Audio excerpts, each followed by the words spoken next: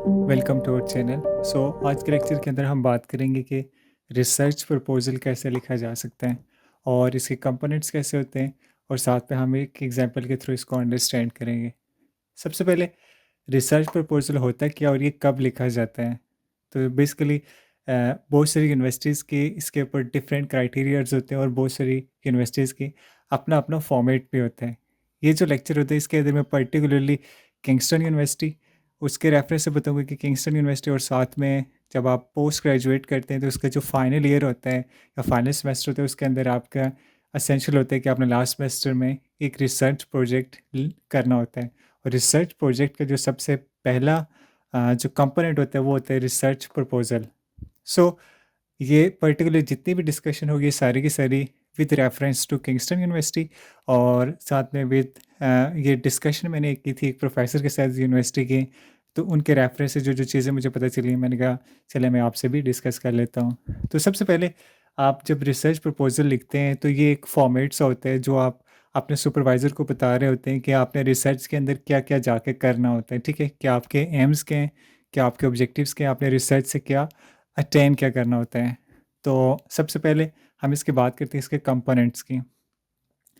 Topic, जो कि mostly ऐसा होता है कि यूनिवर्सिटीज़ आपको टॉपिक दे देते हैं, तो टॉपिक तो आपके पास गिवन होते हैं। जैसे कि एग्जांपल मैंने ली है यहाँ पे, an investigation into the removal of heavy metal ions from waste water using polymer nano composites. तो ये एक टॉपिक आपको यूनिवर्सिटी दे देती है। बाज़ कहते ऐसा भी होता है कि स्टूडेंट खुद कहते हैं यूनिवर्सिटी को कि हमें इस टॉपिक के ऊपर रिसर्च करनी है। ठीक है, तो वो भी एक कंडीशन होती है। तो जब आपने रिसर्च प्रपोजल लिखना है तो उसका सबसे पहला कंपोनेंट होता है कि आप टॉपिक को लिखते हैं। फिर उसके बाद आपके पास आपने लिखने होते हैं इंट्रोडक्शन एंड सम बैकग्राउंड। आपने थोड़ा सा इसका इंट्रोडक्शन लिखना है कि ये हैवी मेटल्स क्या होते हैं, किस तरह से ये इम्पेक्ट करती हैं, थोड़ा सा उसका बैकग्राउंड लिख देना है। फिर जो नैनो कंपोजिट्स हैं, जैसे इस केस में मैंने पॉलीमर नैनो कंपोजिट लिखा है तो इसके बारे में थोड़ा सा बता देना है, इनको क्यों यूज़ करते हैं। तो जो इसकी टोटल लेंथ होती है वो आपने याद रखना है कि मिनिमम जो होता है ना वो 3 A4 साइज पेजेस, ये आपके पास क्या होती है, एक मिनिमम रिक्वायरमेंट होती है। और ये मैं जो भी बात लिख रहा हूँ ये with reference to Kingston University मैं बात कर रहा हूँ। हर एक यूनिवर्सिटी का अपना क्राइटेरिया होता है, लेकिन एक इसको एज ए स्टैंडर्ड माना जाना कि आप जब 3 A4 साइज पेजेस लिखते हैं तो उसमें उस तरह से आपने डिवाइड कर लेना है कि आपने हर कंपोनेंट को किस किस तरह से डिवाइड करना है। आपने सबसे पहले इंट्रोडक्शन बैकग्राउंड लिख दिया, फिर उसके बाद एम्स एंड ऑब्जेक्टिव्स आपने लिखने हैं। एम्स एक जनरल स्टेटमेंट होती है और ऑब्जेक्टिव्स में आप स्पेसिफाई करते हैं कि आप इस रिसर्च के अंदर क्या क्या चीज़ें जाके अचीव करेंगे। जैसे कि आपने ये लिखा है कि investigation into the removal of heavy metal science from waste water using polymer nano composite. तो जैसे आप इसमें ऑब्जेक्टिव लिख सकते हैं कि removal of heavy metal ions.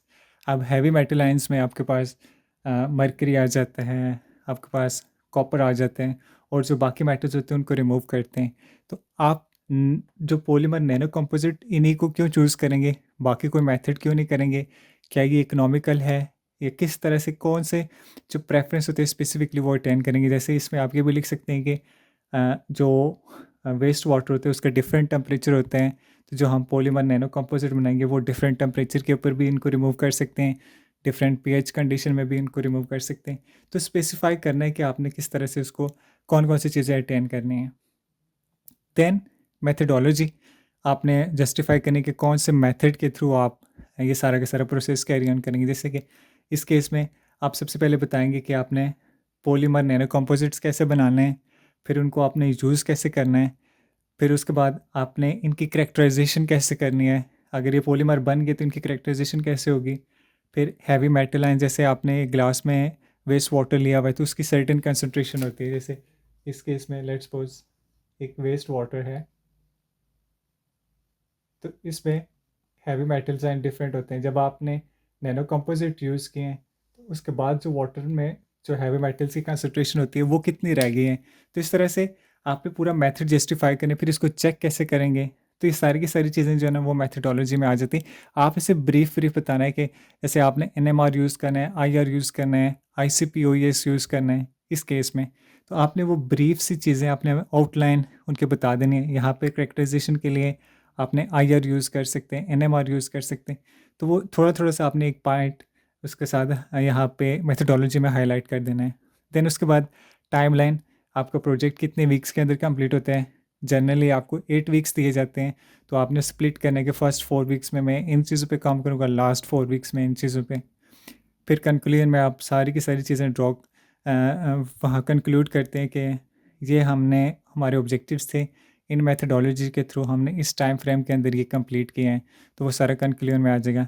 Then 3 to 4 references जो कि सॉलिड रेफरेंसेस होते हैं रिसर्च प्रपोजल के अंदर, वो आपने लिखने होते हैं। जो आप लिटरेचर रिव्यू करते हैं तो उसके अंदर से आपने 3 to 4 जो होते हैं वो रेफरेंसेस लाजमी लिखने होते हैं।